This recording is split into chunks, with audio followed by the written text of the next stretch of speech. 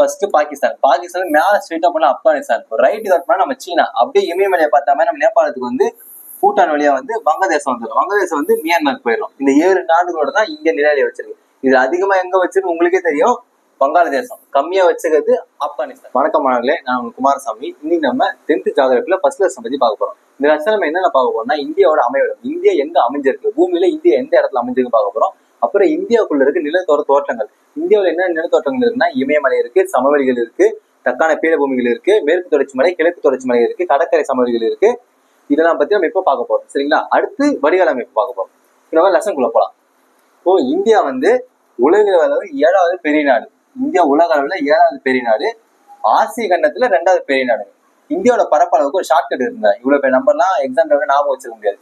இந்த first 2 number மட்டும் நம்ம ஞாபகம் வச்சுட்டா போதும். ஃபர்ஸ்ட் 2 நம்பர் ஞாபகம் வச்சுட்டா போதும்.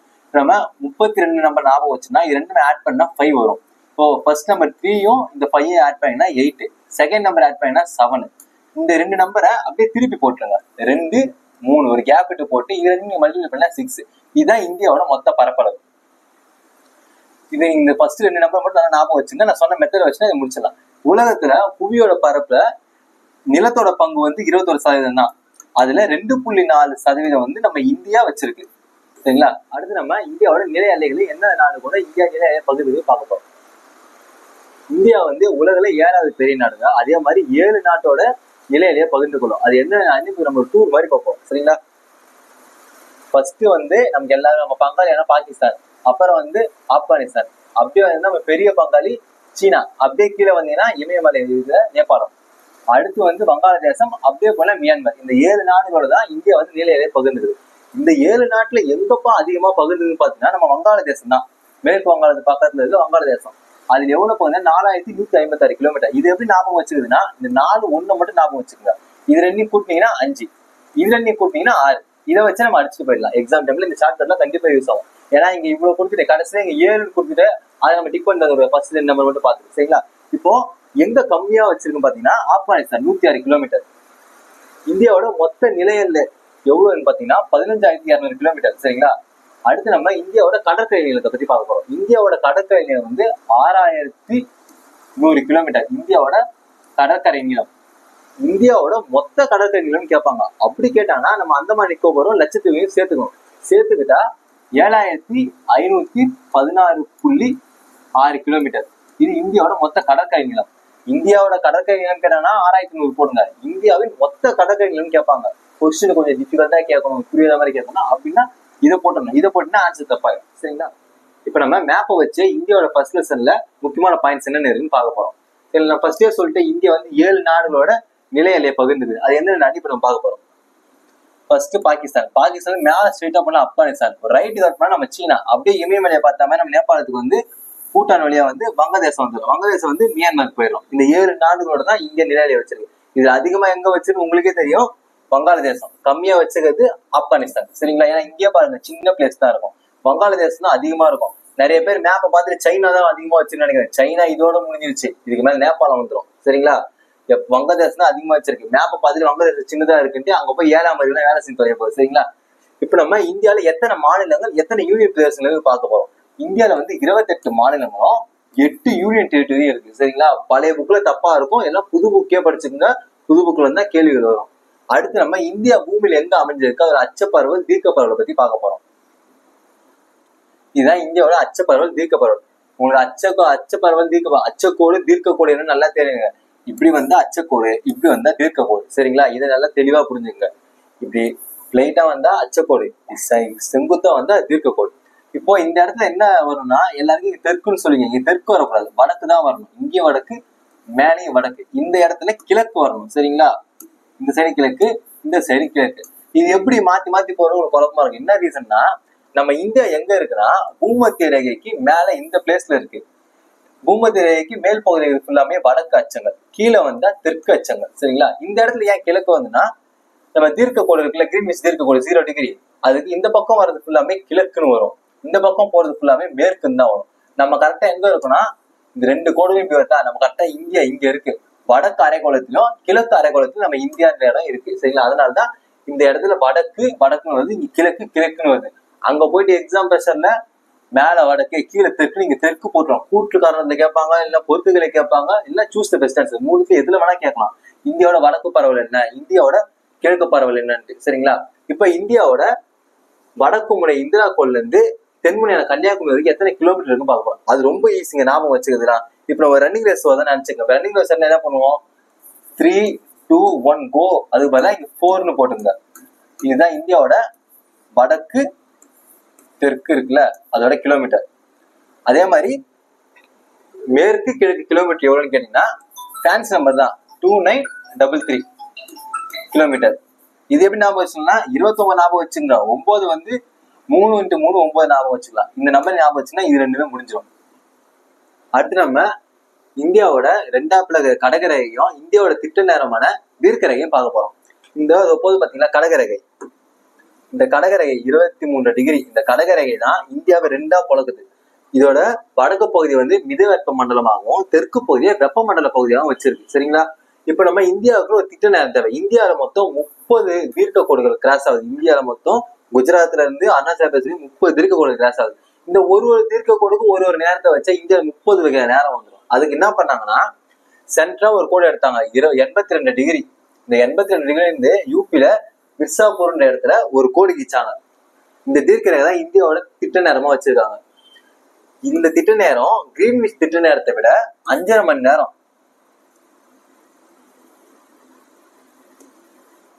5.5 மணி நேரம் முன்னாடி இருக்கும். நமக்கு கிரீன்விச் திட்ட நேரத்துக்கு நம்ம 5.5 மணி நேரம் முன்னாடி இருக்கும். இந்த குஜராத்ல இருக்கிற பகுதிக்கும் அருணாச்சல பகுதிக்கும் எவ்வளவு டைம் டிஃபரண்ட் கேட்டாங்கன்னா 2.5 மணி நேரம். இதெல்லாம் எப்படி சார் கால்குலேட் பண்றாங்க, எப்படி வச்சு கால்குலேட் பண்றாங்கன்னா இந்த தீர்க்க கோடுகளை வச்சுதான். இந்த தீர்க்க கோடுல இருந்து இங்க 81 ஒரு தீர்க்க கோடு இருக்குல்ல, அந்த தீர்க்க கோடுக்கு சூரியன் கிராஸ் ஆகிறதுக்கு 4 நிமிஷம் ஆகும். அப்போ ஒரு தீர்க்க கோடை கிராஸ் பண்றதுக்கு 4 நிமிஷம். அப்போ இந்த 82 தீர்க்க கோடை கிராஸ் பண்றதுக்கு 5.5 நிமிஷம் ஆகும். 5.5 மணி நேரம் ஆகும். அடுத்து நம்ம இந்தியாவோட நில அமைப்புகளை இந்த மேப்பை வச்சு நம்ம முடிச்சு விட்டுக்கூடாது. இந்தியாவோட நில அமைப்புகள் வந்து வடக்கு மலைகள். ஃபர்ஸ்ட் வந்து நம்ம இந்தியாவோட நில அமைப்புல ஃபர்ஸ்ட் இருக்கிறது நம்மளோட வடக்கு மலைகள்.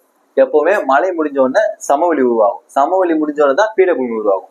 இப்ப எங்க மலைகள் முடிஞ்சிருச்சா, அடுத்து நம்ம பார்க்க போது வடபெரும் சமவெளிகள். சரிங்களா? இந்த சமவெளிகள் முடிஞ்ச அப்புறம் தான் இங்க கீழே இருக்கிற இந்த முக்கோண பகுதி மொத்தமே தீபகற்பம். சரிங்களா? அடுத்து வந்து இந்த இடத்துல வடமேற்கு பகுதியில தார் பாலைவனம். இங்க அப்ப அடுத்து நம்ம வந்து மேற்கு தொடர்ச்சி மலைகள், கிழக்கு தொடர்ச்சி மலைகள். இந்த இடம் முழுக்க மேற்கு தொடர்ச்சி மலை, இந்த இடத்துல வந்து கிழக்கு தொடர்ச்சி மலைகள். இது வந்து தக்கான பீடபூமி. இது மொத்தமே பீடபூமி தான், தீபகற்ப பீடபூமி. இது மொத்தமும் இது வந்து தக்கான பீடபூமி. இது வந்து மத்திய உயர்நில பகுதி. சரிங்களா? இப்ப நம்ம அடுத்து பார்க்கும்போது கடற்கரை சமவெளிகள். இது வந்து மேற்கு கடற்கரை சமவெளி, இது வந்து கிழக்கு கடற்கரை சமவெளிகள். இப்ப நம்ம வடக்கு மலைகளை பத்தி பார்ப்போம். வடக்கு மலைகள், இந்த மலை வந்து ஒரு இளமையான மலைத்தொடர், இளமையான வடிப்பு மலைத்தொடர். ஏன் இது இளமையான மலைத்தொடர்னு சொல்லணும்னா இது சில மில்லியன் வருடங்களுக்கு முன்னதான் உருவாச்சு. எப்படி உருவாச்சுன்னா இந்த இடத்துக்கு பேர் வந்து கோல்டுவானா. சரிங்களா? இந்த இடத்துக்கு பேர் வந்து யுரேஷியா. இது ரெண்டுத்துக்குமே நடுவுல இந்த இடத்துல வந்து தெத்தீஸ்னு ஒரு கடல் இருந்திருக்கு. இந்த இடத்துல தெத்தீஸ் அப்படின்ற ஒரு கடல் இருந்திருக்கு. இந்த பகுதி ஃபர்ஸ்ட் ஆப்பிரிக்கால இருந்தது. ஆப்பிரிக்கால புவி மேலோட பேரிக்கை விசையின் காரணமாக அங்கிருந்து உடஞ்சி வந்து இந்த இடத்துல மோதி ரெண்டுமே மோதனால மடிஞ்சு ஒரு மலைத்தொடர் உருவாச்சு. அதுதான் நம்மளோட வடக்கு மலையான இமயமலை. அதனாலதான் இது இளமையான மலைன்னு சொல்றோம். அப்ப எது பழமையான மலைத்தொடர்னா இந்த இடத்துல இருக்கு பாத்தீங்களா, ஆரவல்லி மலைத்தொடர். இதுதான் பழமையான மலைத்தொடர். இது வந்து இந்த கண்டம் ஆப்பிரிக்கால இருக்கும்போது அங்க உருவாயிடுச்சு. அங்கிருந்து வந்துதான் இது உருவாச்சு. அதனால இது இளமையான மலைத்தொடர், இது வந்து பழமையான மலைத்தொடர். சரிங்களா? இப்போ இந்த வடக்கு மலையில பாமீர் முடிச்சுன்னு ஒரு பிளேஸ் இருக்கும். இது என்னன்னா இது உலகின் கூரைன்னு சொல்றாங்க. என்ன ரீசன்னா மத்திய ஆசியால இருந்து மலைத்தொடரும் நம்ம வடக்கு மலையும் இந்த பாமீர் முடிச்சுதான் இணைக்குது. அதனாலதான் அதுவும் இல்லாம திபெத் பகுதியில திபெத் பீடபூமி, உலகின் உயரமான பீடபூமி திபெத் பீடபூமி. அந்த இடத்துல பாமீர் முடிச்சு இருக்கு. இது வந்து ஒரு கூரை மாதிரி இருந்தா இப்ப 2 மலைத்தொடர் சேரும்போது ஒரு கூரை மாதிரி இப்படி வரும். அதனால இது வந்து உலகின் கூரைன்னு சொல்றாங்க.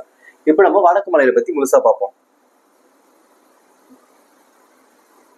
வடக்கு மலைகள், இந்த வடக்கு மலைகளோட மொத்த நீளம் வந்து 2500 கிலோமீட்டர். சரிங்களா? இது வந்து மேற்கு சைடுல அகலமாகவும் கிழக்கு சைடு நோக்கி வர அகலம் கம்மியாயிட்டே போகும். இங்க எத்தனை கிலோமீட்டர்னா 500 கிலோமீட்டர். இந்த இடத்துல வந்து 200 கிலோமீட்டர். இது வந்து ஜம்மு அண்ட் காஷ்மீர்ல இருந்து அசாம் வரைக்கும் ஒரு வில் போன்ற அமைப்புல இருக்கும். நம்ம வடக்கு மலைகள் ஸ்ட்ரைட்டாலாம் இருக்காது, ஒரு வில்லு வளைச்சு விட்டா மாதிரி தான் நம்ம இமயமலை இருக்கும். சரிங்களா? இப்ப நம்ம இமயமலை வந்து 3ஆ பிரிக்கலாம். ஒண்ணு வந்து டிரான்ஸ் இமயமலை, மேற்கு இமயமலை, இன்னொன்று வந்து மத்திய இமயமலை, இன்னொன்று வந்து கிழக்கு இமயமலை, பூர்வாஞ்சல் குன்றுகள். இப்ப நம்ம மேற்கு இமயமலை பத்தி பார்ப்போம். இதுதாங்க மேற்கு இமயமலை, ஜம்மு அண்ட் காஷ்மீர், லடாக், அப்புறம் வந்து இந்த திபெத் பகுதி. இந்த மேற்கு இமயமலை வந்து டிரான்ஸ் இமயமலை, இதோட பேரு. இதுக்கு வந்து திபெத் இமயமலை இன்னொரு பேர் இருக்கு. இதை நம்ம எப்படி ஞாபகம் வச்சுக்கலாம்னா TTM. இங்க இதுல மட்டும் தான் இதோட பாயிண்ட்ஸ். இந்த டீக்கு வந்து திபெத்னும், இதுக்கு பேர் வந்து தெத்திஸ் படிவங்கள். ஏன்னா இங்க தெத்திஸ் கடல் இருந்துச்சு, அதோட படிவங்கள்லாம் உயிரின படிவங்கள்லாம் இங்கதான் இருக்கும். இன்னும் வந்து இதுல இருக்கிற பாறை வந்து டிரான்ஸ் கிரானைட் பாறை. இந்த மலையில இருக்கிற பாறை வந்து டிரான்ஸ் கிரானைட் பாறை. இந்த எம் வந்து இங்க இருக்க பாறை வந்து உருமாறிய பாறை. இந்த எம்முக்கான மீன் வந்து உருமாறிய பாறை. இந்த 4 பாயிண்ட் ஞாபகம் வச்சுன்னா இது முடிச்சிடலாம். இங்க வந்து இதை தவிர்த்து வேற என்ன எக்ஸாம்ல கேட்பானா, இங்க மலைத்தொடர்ல கேட்பான். ஃபர்ஸ்ட் வந்து காரகோரம் மலைத்தொடர், அப்புறம் பைக் ரைடருக்கு ஃபேமஸான லடாக்கு, அப்புறம் வந்து ஜாஸ்கர், அப்புறம் சிவன் இருக்கக்கூடிய சொல்லக்கூடிய கைலாஷ் மலைத்தொடர். இந்த 4 மலைத்தொடர்கள் தான் இந்த டிரான்ஸ் இமயமலை இருக்கு. இது இவ்வளவுதாங்க கொஸ்டின். இதுல இதை தாண்டி யாரும் கேட்க மாட்டாங்க. அடுத்து நம்ம பார்க்க போறது மத்திய இமயமலை.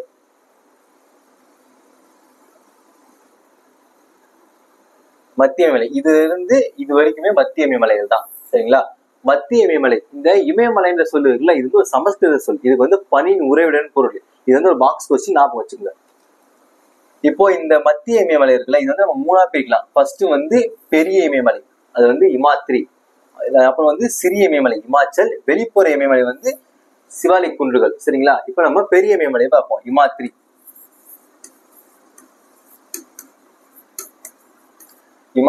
இமாத்ரியோட உயரம் வந்து 6000 மீட்டர் உயரம். சரிங்களா? இமாத்ரியோட உயரம் வந்து 6000 மீட்டர் உயரம். இது இங்க இருக்கிற மலைத்தொடர் எல்லாமே 6000 மீட்டர் கிட்ட, குறைஞ்சபட்சம் சராசரி 6000 மீட்டர் உயரம் இருக்கும்.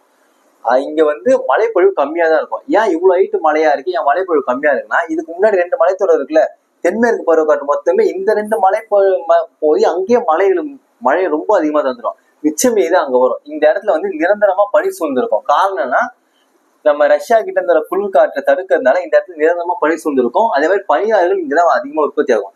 நம்ம கங்கோத்ரி, யமுனோத்ரி, சியாசின் ஆறுகள்லாம் இந்த இடத்துல தான் உருவாகும். இது வந்து பெரிய பெரிய சிகரங்கள் இங்கதான் அதிகமா இருக்கும். நம்ம உலகிலே மிக உயரமான சிகரம் சொல்லக்கூடிய எவரெஸ்ட் சிகரம், அதோட உயரம் வந்து 8.848. 8 வச்சா 4 நாள்ல எவரெஸ்ட் எட்டிடலான்ற மாதிரி கணக்கு. சரிங்களா? இதை ஞாபகம் வச்சுங்க. நம்ம இந்தியாவோட மிக உயரமான சிகரமான கஞ்சன்ஜங்காவும் இந்த மலைத்தொடர் தான் இருக்கு. இது வந்து சிக்கிமுக்கும் நேபாளத்துக்கு நடுவுல இருக்கு. சரிங்களா? அடுத்து நம்ம பார்க்க போறது வந்து சிறிய இமயமலை, அதாவது இமாச்சல்.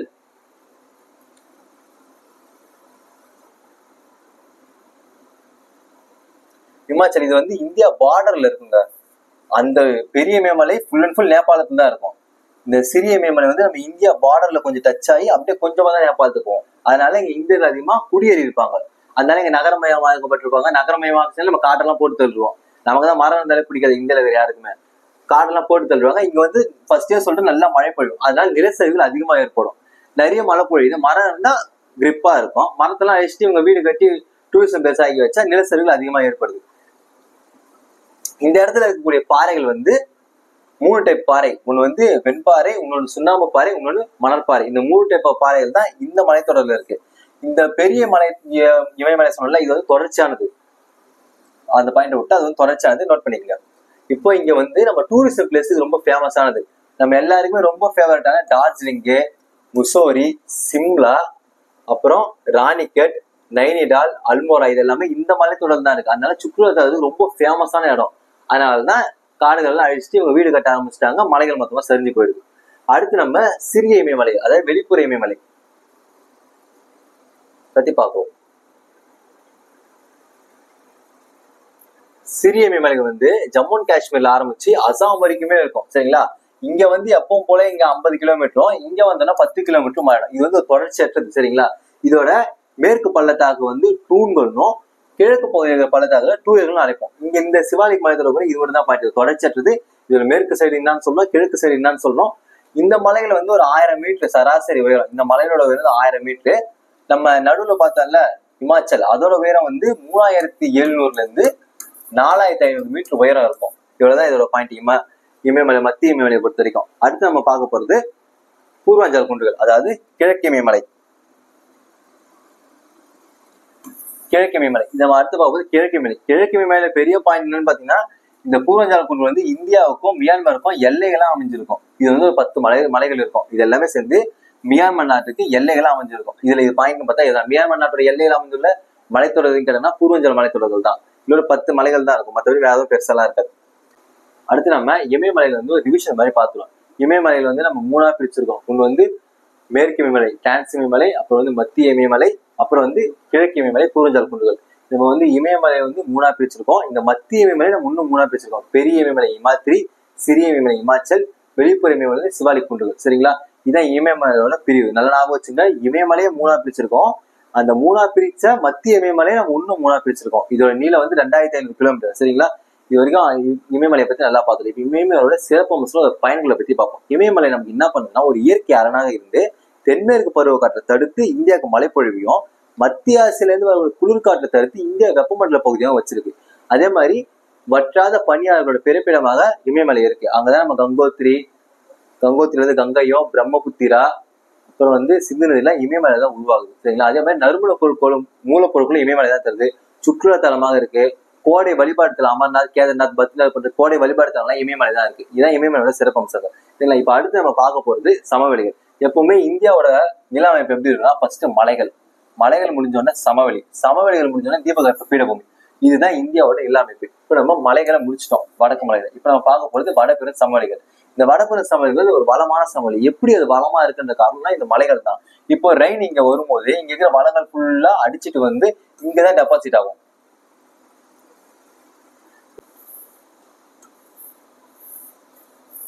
இப்போ மழை பெய்யுதுன்னா இந்த மலையில வளங்கள்லாம் இருக்குமா, இந்த வளங்கள்லாம் வந்து ஃபர்ஸ்ட் இங்கதான் டெபாசிட் ஆகும். இந்த இடத்துக்கு பேர் வந்து பாபர். இது முடிஞ்சு அடுத்து டெபாசிட் ஆகுதுதான் தாராய், அப்புறம் வந்து பாங்கர், அப்புறம் வந்து காதர், அதுக்கப்புறம் தான் டெல்டா. மொத்தமா 5 லேயரா இருக்கும். இந்த 5 லேயருமே எங்கன்னா இப்படி இருக்கும். சமவெளிகள்ல இந்த 5 லேயர் இப்படி இருக்கும், ஒரு லேயரா.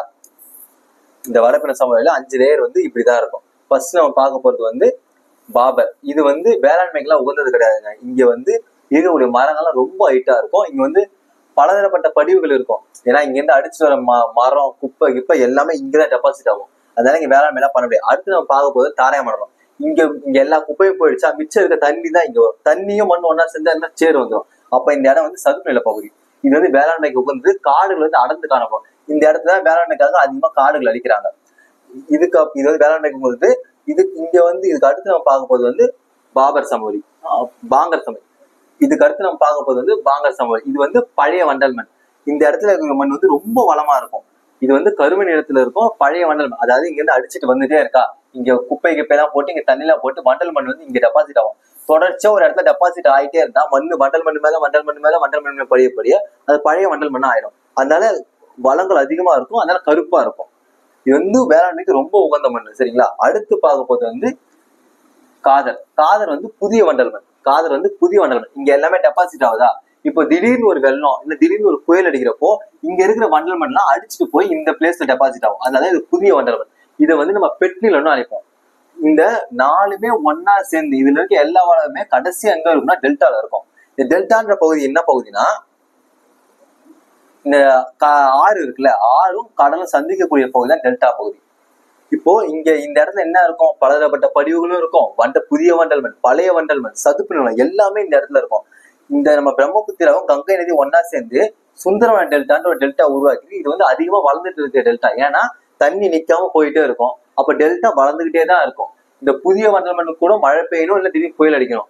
இந்த இடத்துக்குலாம் கூட மழை பெஞ்சாதான் அங்கிருந்து தண்ணி வந்து அங்கங்க டெபாசிட் ஆகும். ஆனா இந்த டெல்டா பகுதி வந்து தொடர்ச்சியா நடந்துகிட்டே இருக்கும். எதனா ஒரு சில தண்ணி வந்து கடல்ல கலந்துகிட்டே தான் இருக்கும். அதனால இந்த டெல்டா தான் சீக்கிரமா வளரக்கூடிய டெல்டா உலகத்திலேயே. அதுதான் நம்மளோட சுந்தரவன டெல்டா. இப்ப நம்ம இத படிவுகளை வச்சு நம்ம 5 பிரிவா பார்த்துட்டோம். இப்ப நம்ம சமவெளிகளோட 4 பிரிவை பார்ப்போம். சமவெளிகள் என்னென்ன சமவெளிகள் இருக்குன்னா, ராஜஸ்தான் சமவெளி, அப்புறம் வந்து பஞ்சாப் மற்றும் ஹரியானா சமவெளி, அப்புறம் வந்து கங்கை சமவெளி, அப்புறம் வந்து பிரம்மபுத்திரா சமவெளி.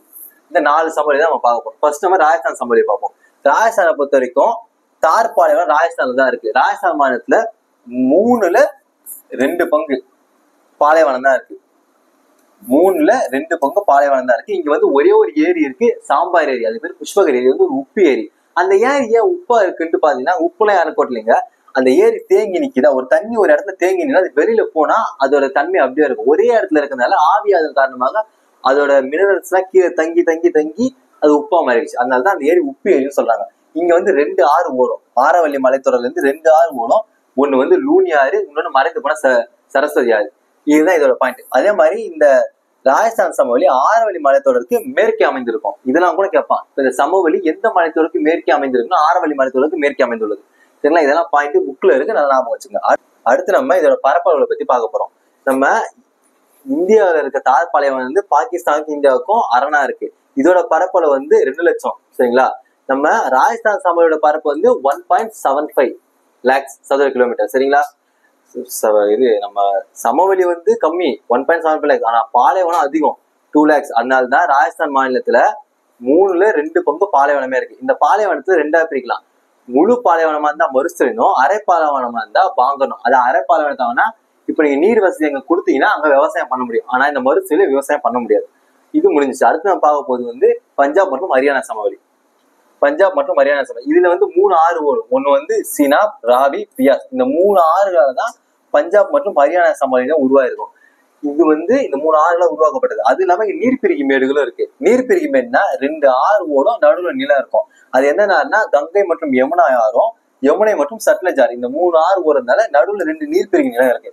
இதோட பரப்பளவும் சேம் தான். ராஜஸ்தான் ஈக்குவலுக்கு 1.75 lakhs.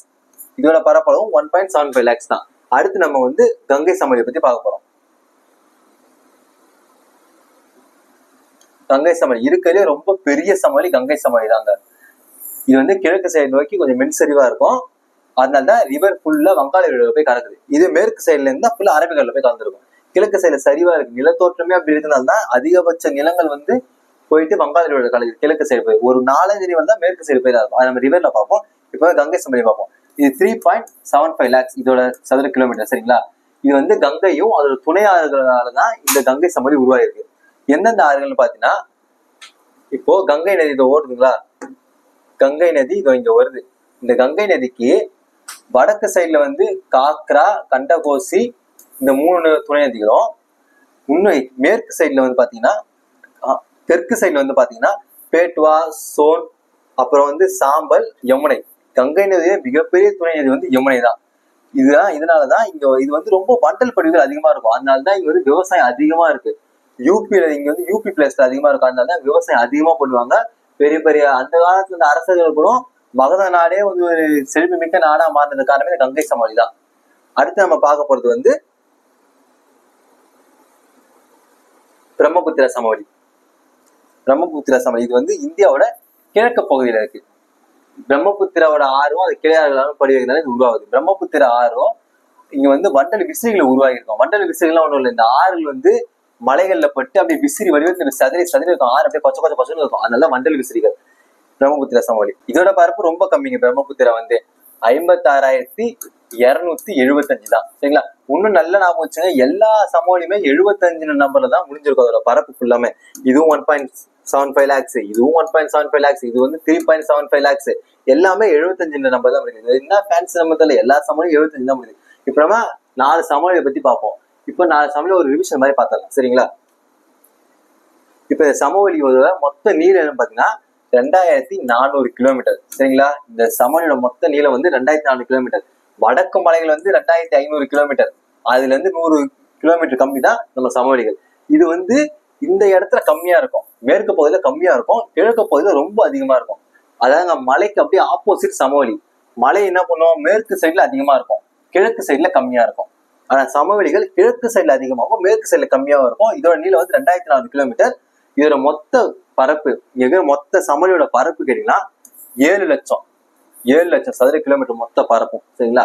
இப்ப நம்ம சமவெளியை முடிச்சிட்டோம். அடுத்து நம்ம பார்க்க போறது தீபகற்ப பீடபூமி அமைப்பு வந்து ஒரு முக்கோண அமைப்பு. அது கரெக்டா எங்க ஸ்டார்ட் ஆகும்னா, நம்ம சமவெளி இங்க முடியுதுங்களா, சமவெளி முடிஞ்ச உடனே அங்க இருந்து அப்படியே தீபகற்ப பீடபூமி இப்படி வரும், முக்கோண ஸ்டேப்ல வரும் தீபகற்ப பீடபூமி.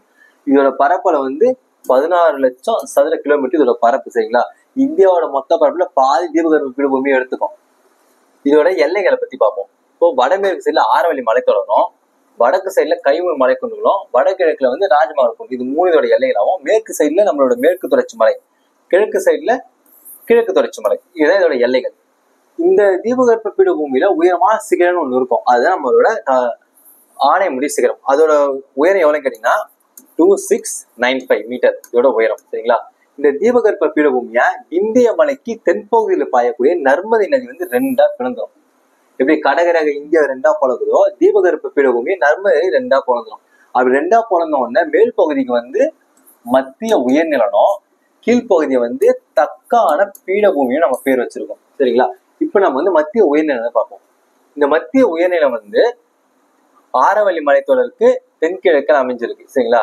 இந்த மத்திய உயர்நில எல்லைகள் உங்களுக்கு நல்லாவே தெரிஞ்சிருக்கும். ஆரவல்லி மலைத்தொடரும், அதே கைமூர் மலைத்தொடர், பந்தல்கண்டம், நம்ம ராஜ்மஹால் குன்று, இதான் இதோட எல்லைகள். சரிங்களா?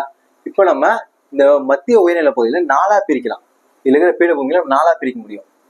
என்னன்னு பாத்தீங்கன்னா, மேற்கு சைடுல மால்வா பீடபூமியும், அதோட கிழக்கு தொடர்ச்சியில பந்தல்கண்ட், மேப்ல புந்தல்கண்டு கொடுத்துருக்கு பந்தல்கண்டும், அதோட தொடர்ச்சியை வந்து பாகல்கண்டனும், வடகிழக்கு பகுதியில சோட்டநாகபூர் பீடபூமியும் பிரிப்போம். இந்த மால்வா பீடபூமி எங்க அமைஞ்சிருக்குன்னா ஆரவல்லி மலைத்தொடருக்கு தென்கிழக்குல அமைஞ்சிருக்கு. இப்ப எதுல இருந்து சொல்றாங்களோ அதுல இருந்து தான் நீங்க மேப் போடணும். புரியுங்களா? அப்படி பாக்குறப்போ தென்கிழக்கு கரெக்டா தான் இருக்கு. இப்ப இந்த ஆரவல்லி மலைத்தொடர் வந்து இந்த மத்திய உயரநிலை இருக்கக்கூடிய மலைத்தொடர். இதுல வந்து உயரமான சிகரம் இருக்குல்ல, அது வந்து குருசிகார். அதோட இது வந்து ரொம்ப ஃபேன்சி நம்பர் 17 போட்டு 22. இதான் அதோட உயரம். சரிங்களா? அது குருசிகாரோட உயரம். இந்த மால்வா பீடபூமி, மால்வா பீடபூமிக்கு அப்புறம் அதோட கிழக்கு பகுதியில வந்து புந்தல்கண்ட் இருக்கும், அதோட தொடர்ச்சியா பாகல்கண்ட் இருக்கும். இந்த பீடபூமியில வளமான பீடபூமி எதுன்னு கேட்டீங்கன்னா நம்ம சோட்டநாகபூர் பீடபூமி தான். இங்கதான் இரும்பு தாதும் நிலக்கரி அதிகமா கிடைக்கும். சுரங்கம், டாடா ஸ்டீல் கம்பெனி எல்லாமே இங்க அதிகமா இருக்கும். இது எங்க அதிகமா இருக்குன்னா ஜார்க்கண்ட் மாநிலம். ஜார்க்கண்ட் மாநிலத்துல தான் அதிகமான பரப்பு கொண்டிருக்கும். அதை தவிர்த்து எந்தெந்த மாநிலம் இருக்குன்னா பக்கத்துல இருக்கிற மேற்கு வங்காளம், பீகார், சத்தீஸ்கர், இந்த மாநிலம் எல்லாம் குறிப்பிட்ட அளவு பரப்பு பெற்றிருக்கும். ஆனா அதிகமா ஜார்க்கண்ட்ல தான் இருக்கும். அப்ப சோட்டநாகபூர் பீடபூமி எங்க இருக்குன்னு கேட்டீங்கன்னா ஜார்க்கண்ட்னு சொல்லணும். சரிங்களா? அடுத்து நம்ம வந்து இதுல என்னென்ன ஆறுகள் வருதுன்னு பார்ப்போம். இதுல வந்து 3 ஆறு தான் வரும். இந்த மத்திய உயர்நிலைகள் வந்து 3 ஆறு தான் வரும். அது என்னென்ன ஆறுனா நம்ம சோனே, பெட்வா, சாம்பல், இந்த 3 ஆறு தான் மத்திய உயர்நிலை பகுதியில் ஓடக்கூடிய ஆறுகள். அடுத்து நம்ம வந்து தக்கான பீடபூமி.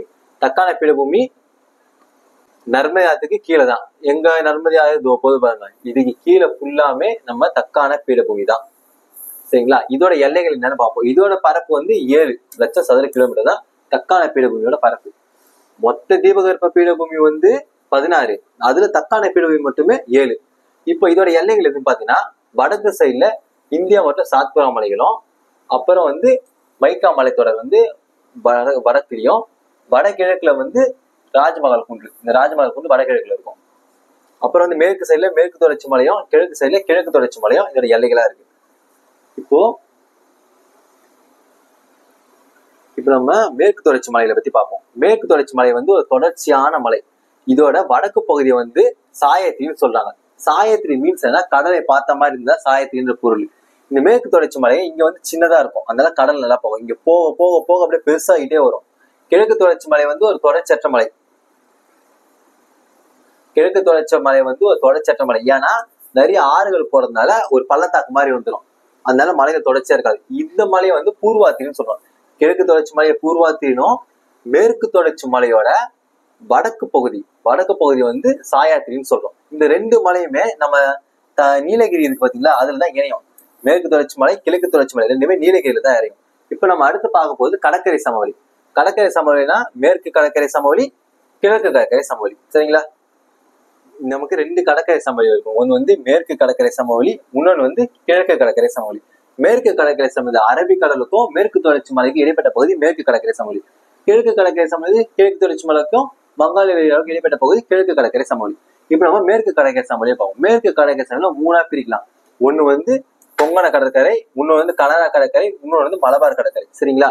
இந்த கொங்கண கடற்கரை வந்து இதோட தோராயமான அகலம் வந்து 10 இருந்து 80 கிலோமீட்டர். இந்த மேற்கு கடற்கரை சமவெளியில இதுல வந்து 20 இருந்து 100 கிலோமீட்டர் அகலமும் 550 கிலோமீட்டர் நீளமும் கொண்டதுதான் கொங்கண கடற்கரை. சரிங்களா? இதுல வந்து ஒரே ஒரு காயல் ஏரி இருக்கும், அது வேம்பநாடு ஏரி. இதுமா மேற்கு கடற்கரை சமவெளிங்க. இது வந்து எங்க இருக்குன்னா குஜராத் தானாபச்சில இருந்து தெற்கே கன்னியாகுமரி வரைக்கும் நீண்ட கடற்கரை சமவெளி. அடுத்து நம்ம பார்க்கும்போது கிழக்கு கடற்கரை சமவெளி. கிழக்கு கடற்கரை சமவெளி ரொம்ப ஈஸி. இது வந்து 2ஆ தான் பிரிச்சிருப்பாங்க. ஒண்ணும் இல்ல, மகாநதிக்கும் நம்ம கோதாவரிக்கும் இடைப்பட்ட பகுதி வந்து வட சர்க்கார்னும், இந்த கோதாவரில இருந்து காவேரி வரைக்கும் இருக்கிற பகுதி வந்து சோழமண்டல கடற்கரை பிரிச்சிருப்பாங்க. இப்ப இந்த மகாநதி டெல்டா இருக்குல்ல, டெல்டான்றது ஆறும் கடலும் சேர்ற இடத்துக்கு பேர் தான் டெல்டா. இந்த டெல்டாக்கு தென்மேற்கு பகுதியில தான் சிலிக்கா ஏரி அமைஞ்சிருக்கு. சரிங்களா? அதே மாதிரி கோதாவரிக்கு கிருஷ்ணாக்கு இடைப்பட்ட பகுதியில வந்து கொல்லேரி அமைஞ்சிருக்கும். அதே மாதிரி தமிழ்நாடுக்கும் ஆந்திராக்கு இடைப்பட்ட பகுதியில பழவேற்காடு ஏரி, அதாவது புலிக்காட்டு ஏரி அமைஞ்சிருக்கும். இவ்வளவுதாங்க சமவெளி. அடுத்து நம்ம பார்க்க போறது வந்து தீவுகள். நமக்கு 2 தீவுகள் இருக்கு. ஒன்னு அந்தமான் நிக்கோபர் தீவு, இன்னொன்று லட்சத்தீவு. அந்தமான் வந்து 572 தீவுகள் இருக்கும். அப்படியே அந்த கடைசி 2 நம்பர் திருப்பி போட்டீங்கன்னா லட்சத்தீவு 27 தீவுகள் இருக்கும். இப்ப நம்ம வந்து அந்தமான் நிக்கோபர் தீவை பத்தி பார்க்க போறோம். இப்போ நம்ம தீவுகளை பத்தி பார்க்க போறோம், கவனிங்க. இப்ப நம்ம ஃபர்ஸ்ட் சொன்ன மாதிரி அந்தமான் நிக்கோபர் தீவை பத்தி ஃபர்ஸ்ட் பார்ப்போம். இதான் அந்தமான் நிக்கோபர் தீவு. இதுல மொத்தம் 572 தீவுகள் இருக்கு. இதோட பரப்பு வந்து 8249 சதுர கிலோமீட்டர். இதோட பரப்பு வந்து சதுர கிலோமீட்டர். இதோட நிர்வாக தலைவர் வந்து போர்பர். இப்போ வந்து நம்ம உள்துறை அமைச்சா வந்து அதோட பேர் மாதிரி வந்து ஸ்ரீவிஜயபுரம். சரிங்களா? இதோட வடக்கு பகுதியை வந்து அந்தமானும் தெற்கு பகுதியை நிக்கோபர் நம்ம பிரிக்கலாம். நம்ம இந்தியாவோட தென்கோடி முறையான இந்திரா முனை இங்கதான் இருக்கு. அதோட அச்சம் வந்து 6 டிகிரி 45 டேஷ். இதான் இந்தியாவோட தென்கோடி முனை. இந்தியாவின் தென்கோடி முனைனா இந்திரா முனை, பிக் பில்லியன். இந்தியாவின் முனை கேட்டனா நம்ம குமரி முனையை சொல்லலாம். இந்தியாவின் தென்கோடி முனை கேட்டனா நீங்க இந்திரா முனை, பிக் பில்லியன் போடும். அப்போ வடக்கு முனைனா என்ன? இந்திரா கோல். இது கொஞ்சம் குழப்பமாவே இருக்கும். இது ஷார்ட்கட் என்னன்னா, நம்ம கோலை பிடிச்சிதான் மேலே ஏறி நடக்க முடியும். அப்போ இந்திரா வந்து கோலை பிடிச்சி மேலே, அது வந்து வடக்குன்னு வச்சுக்கோங்க.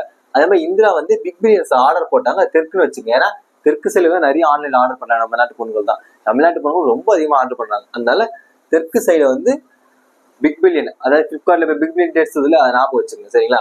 கோலை பிடிச்சி மேலே போறோம், கீழே இருக்கவங்க பிக் பில்லியன் ஆர்டர் போடுறாங்க. இதான் இதுல வந்து நம்ம இந்த அந்தமான் நிக்கோபர் தீவு வந்து கடலடி மலைத்தொடர் இருக்குல்ல, அதோட மேல் பகுதி. ஏன்னா இது ஃபுல்லாமே மலைத்தொடர். அது வரைக்கும் கடல் வந்து ரொம்பிடுச்சு, அதுக்கு மேல கடல் தண்ணி வரல. அதனால அங்க மேல தீவுகளா இருக்கு. இது வந்து கடலடி மலைத்தொடர். இதுல வந்து ஒரே ஒரு தீவுல தான் எரிமலை இருக்கு, அது பாரன் தீவு. இதோட அந்தமான் முடிச்சு. அடுத்து நம்ம பார்க்க லட்சத்தீவு. லட்சத்தீவு ஃபர்ஸ்ட் பார்த்த மாதிரி 27 தீவு இருக்கு. இதோட சதுர கிலோமீட்டர் வந்து 32 தாங்க, ரொம்ப சின்னதுங்க. சரிங்களா? இதுல வந்து பிக்தீவுன்னு ஒரு தீவு இருக்கு. அந்த தீவுல வந்து மனிதர்களை போக மாட்டாங்க, ஒரு பறவைகள் சரணாலயம் இருக்கு. இதோட நிர்வாக தலைநகரம் வந்து கரவெட்டி. சரிங்களா? இது வந்து 8 டிகிரி கால்வாய் வந்து லட்சத்தீவையும் மாலத்தீவையும் பிரிக்கும். 8 டிகிரி கால்வாய் லட்சத்தீவு மாலத்தீவையும் பிரிக்கும். அதே மாதிரி 10 டிகிரி கால்வாய் அந்தமானை நிக்கோபரையும் பிரிக்கும். இந்த 10 டிகிரி கால்வாய் வந்து அந்தமானையும் நிக்கோபரையும் பிரிக்கும். இங்க இருக்கக்கூடிய 8 டிகிரி கால்வாய் வந்து லட்சத்தீவையும் மாலத்தீவையும் பிரிக்கும். சரிங்களா? இதோட நம்ம தீவுகள் முடிச்சிருச்சு. அப்புறம் நம்ம பார்க்க போறது வந்து ஆறுகள். ஆறுகள் 2 டைப் இருக்கு.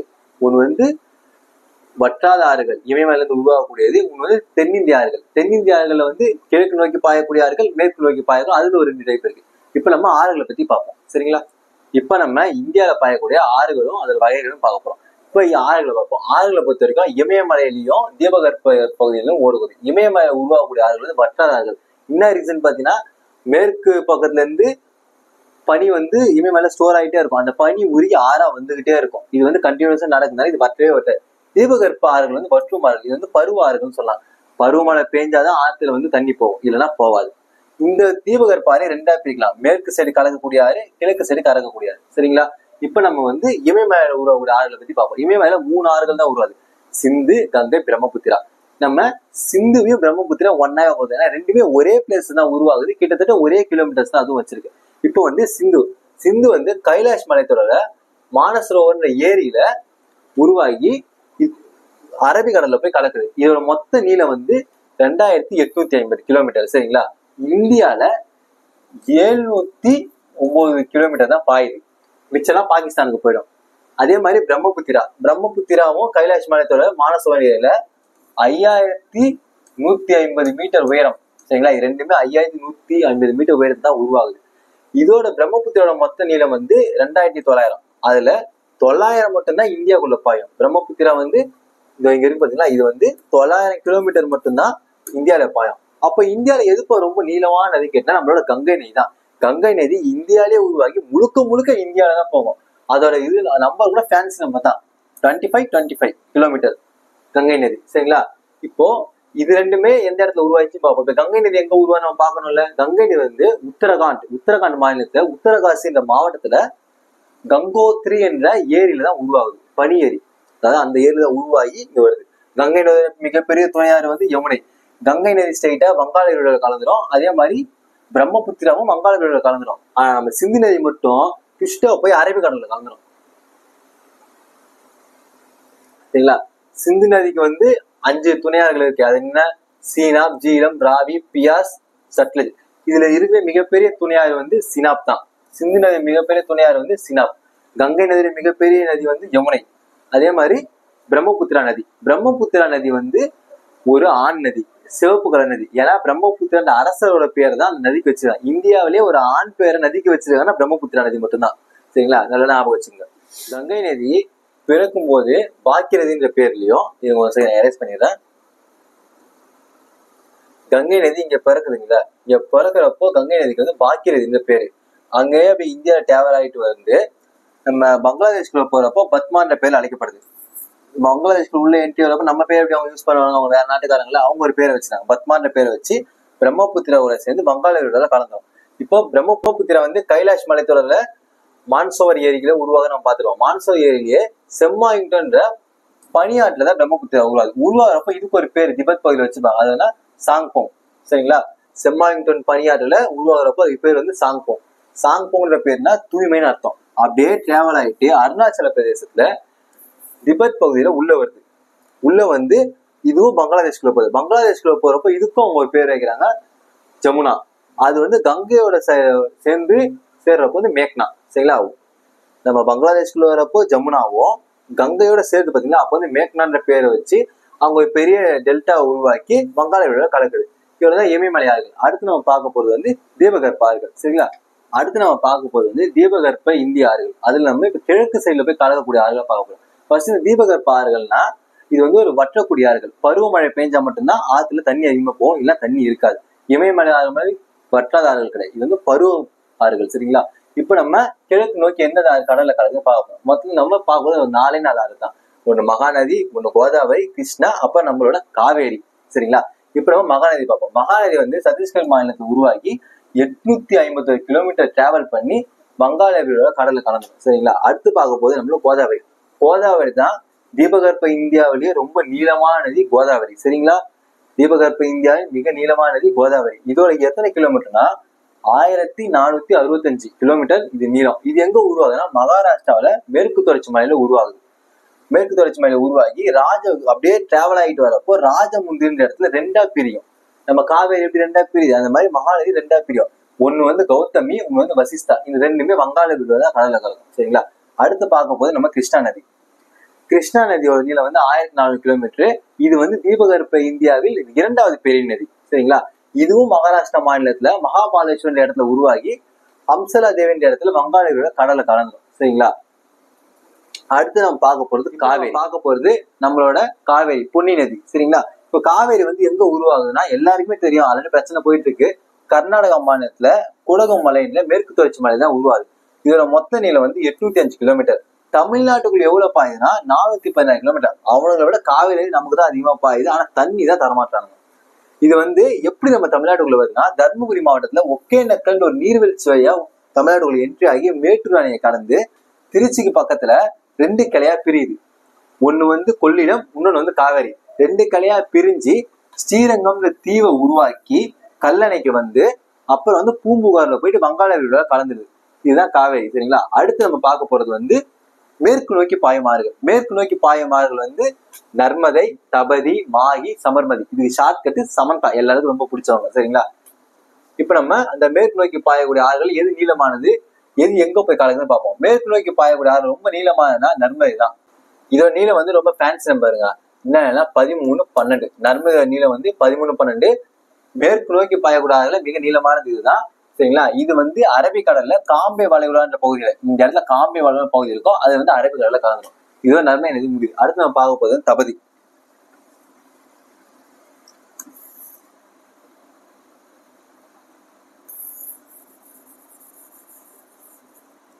நம்ம அடுத்து பார்க்க போது தபதி.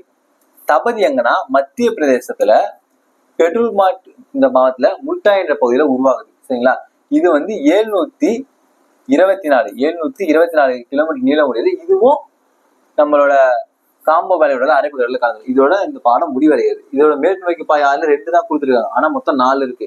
சமந்தாண்ட பேர் ஞாபகம் இருக்குல்ல, SA.